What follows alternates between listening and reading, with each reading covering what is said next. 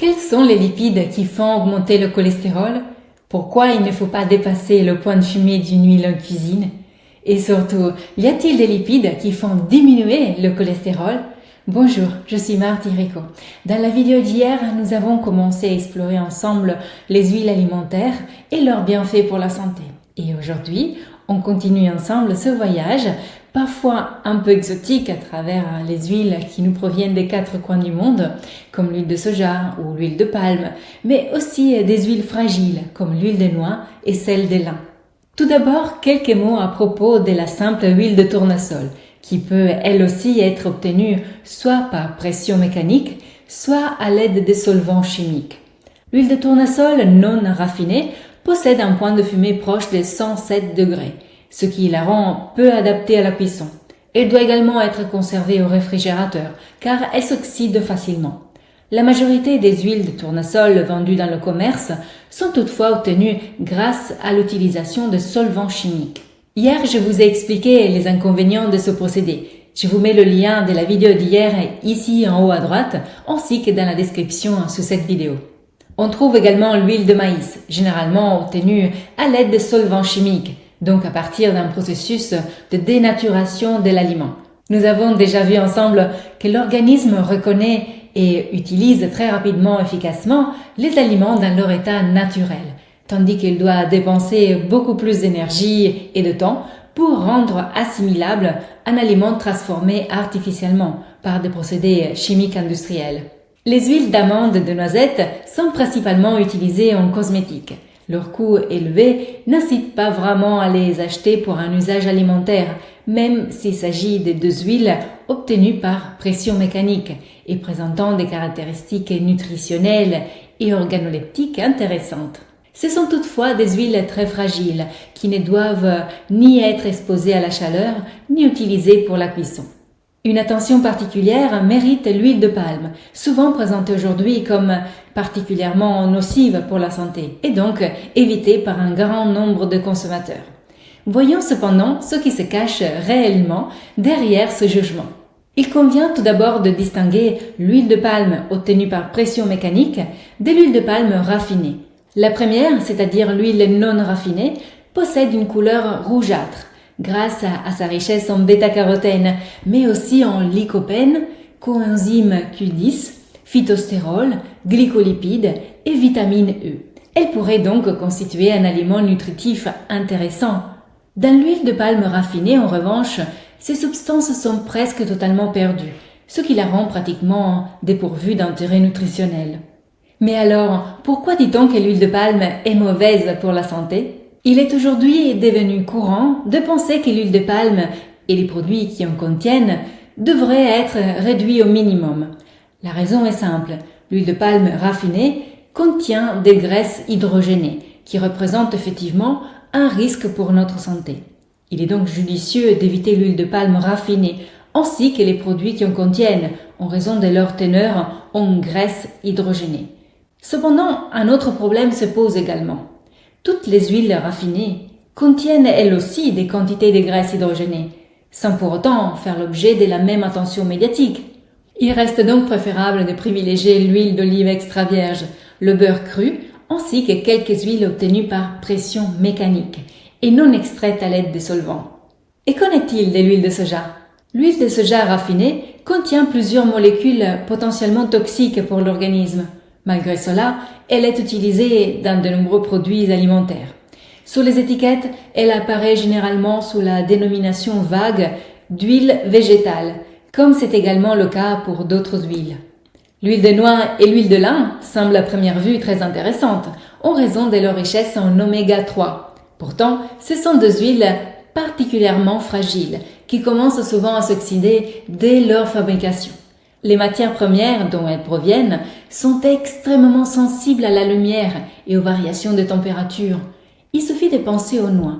Lorsqu'une coque est ouverte depuis longtemps, la noix devient rapidement rance. Il est fréquent de croire que l'on se fait du bien en consommant ces huiles, alors qu'une bouteille ouverte depuis plus de 24 heures peut déjà contenir une quantité importante de substances oxydées, potentiellement agressives pour le foie et pour l'ensemble du système digestif. Pour bénéficier pleinement des nutriments contenus dans les noix et dans le lin, il est donc souvent préférable de les consommer sous forme de graines entières ou de noix entières, soigneusement mastiquées. Venons maintenant à la question du cholestérol, car je sais que beaucoup d'entre vous attendent ce sujet. Pendant longtemps, les graisses d'origine animale ont été associées à l'apparition de maladies coronariennes, dont l'un des principaux indicateurs est le taux du fameux mauvais cholestérol. On a alors considéré qu'il était préférable de favoriser la consommation de lipides d'origine végétale, tout en déconseillant les graisses animales. Cependant, on s'est rendu compte aujourd'hui que le lien entre la consommation de graisses animales et le risque cardiovasculaire n'est pas aussi simple qu'on l'a longtemps cru. L'augmentation du cholestérol sanguin ne dépend pas uniquement de la quantité de cholestérol apportée par l'alimentation. Et il existe également d'importants facteurs individuels de prédisposition. Cela ne signifie évidemment pas que l'on puisse consommer n'importe quel type de lipides sans discernement, car les lipides raffinés et hydrogénés peuvent provoquer de nombreux dommages à l'organisme. Il reste néanmoins vrai que quel que soit le type de lipides consommé, huile ou graisse, ils doivent toujours être consommés avec modération. La santé commence souvent par l'équilibre. Et l'équilibre nutritionnel se trouve là où il existe une diversité d'aliments et de nutriments. De nombreuses études récentes montrent d'ailleurs que l'huile d'olive extra vierge, naturellement riche en polyphénol, peut contribuer à protéger le système cardiovasculaire, en améliorant plusieurs paramètres sanguins et en réduisant certains phénomènes inflammatoires. Mais existe-t-il une limite à la consommation d'huile d'olive extra vierge ? Paradoxalement, on pourrait dire qu'il n'existe pas réellement de limite, tant ses effets bénéfiques sont nombreux. Cependant, comme pour toute chose, notre organisme peut atteindre un seuil de saturation et nous le faire comprendre simplement en développant une certaine aversion temporaire pour cet aliment.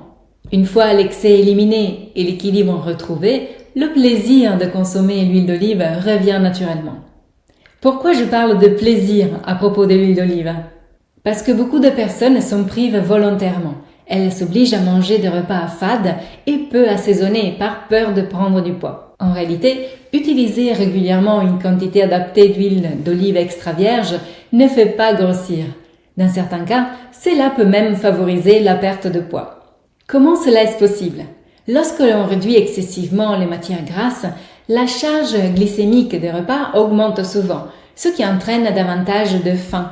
Le résultat est simple, les grignotages augmentent et les apports caloriques finissent souvent par dépasser les besoins réels.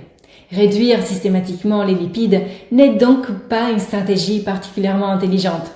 Pourquoi parle-t-on autant du point de fumée lorsqu'on cuisine avec les huiles ? Le point de fumée correspond à la température maximale qu'une huile peut atteindre avant de commencer à produire des substances toxiques et à perdre ses qualités nutritionnelles. Ce point de fumée diminue lorsque l'huile est mal conservée, exposée à la lumière, à l'oxygène de l'air ou à la chaleur, mais aussi lorsqu'elle a déjà été utilisée lors de précédentes fritures. Pourquoi ne faut-il jamais dépasser ce point de fumée ?